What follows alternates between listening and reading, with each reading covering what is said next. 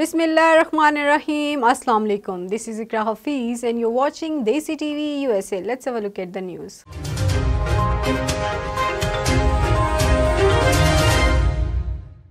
In an interview with Russia Today TV channel, head of the Russian delegation, Konstantin Gavrilev, commented on the Russian response to Kiev's barbaric attempt to carry out terrorist attacks against Russian strategic airfields. They using Ukrainians in this battle, not involving directly themselves. They sending camps, they sending weapons, they sending equipment. And for example, Mr. Borrell, he said that everything will be decided on the battlefield. That's why they are escalating.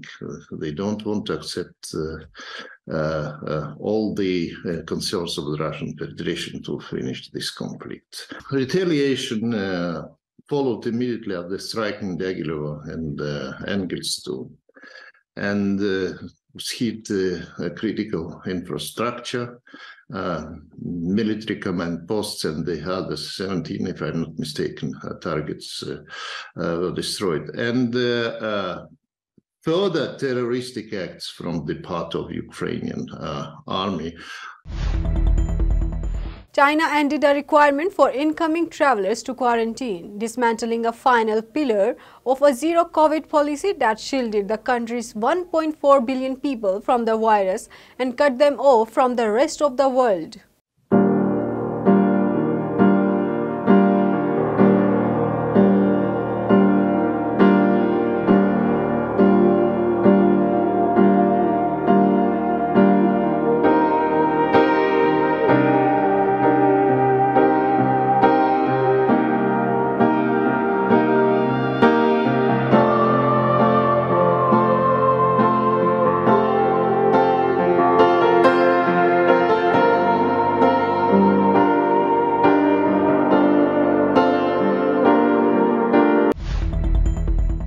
National Security Council Coordinator for Strategic Communications John Kirby joins the White House briefing along with the White House Press Secretary Karine Jean-Pierre to preview President Joe Biden's travel to Mexico City, Mexico for the North American Leaders Summit. The American people into our national security.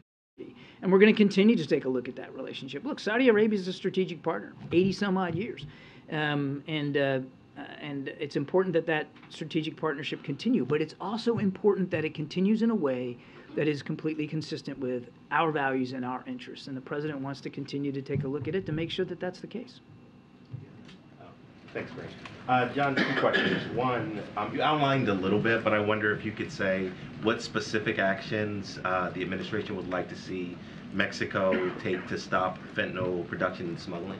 Well, I don't want to get ahead of the actual summit. They're going to talk about a lot of this, and Mexico already has taken significant steps. You saw just, I think it was yesterday, arresting Mr. Guzman. The Afghan government has signed the first international agreement with China to extract oil in Afghanistan. The Chinese ambassador said that the oil project is an important project of practical cooperation between China and Afghanistan.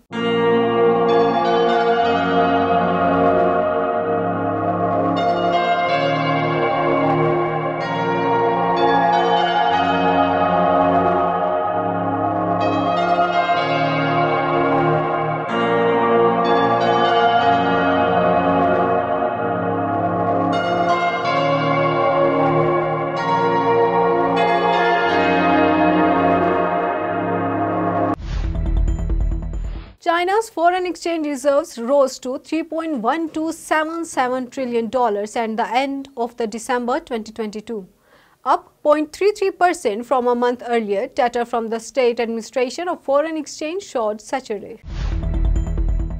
A 3-day Shivak Sarmai Mela is going on the valley of Nawam, located in the foothills of Sichuan in the extreme north of Pakistan.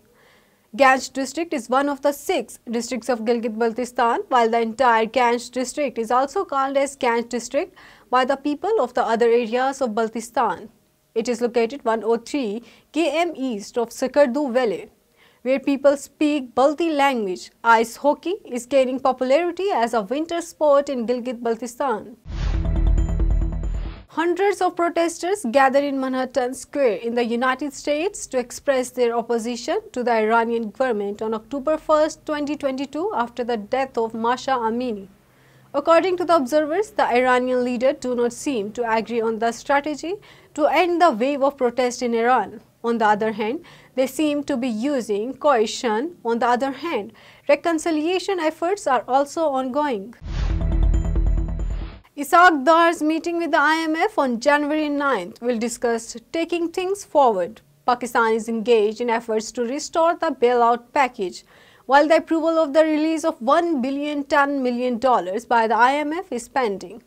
The IMF spokesperson expressed hope that the IMF delegation would meet Ishaq Dar on the sidelines of the Geneva conference to take forward the pending issues.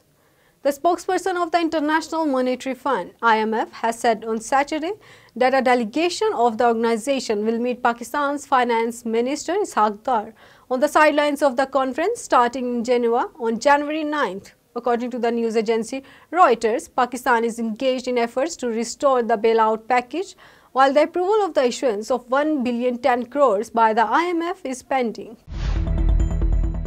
That's all for now. For more updates, keep watching Desi TV USA or visit our website desitvUSA.com.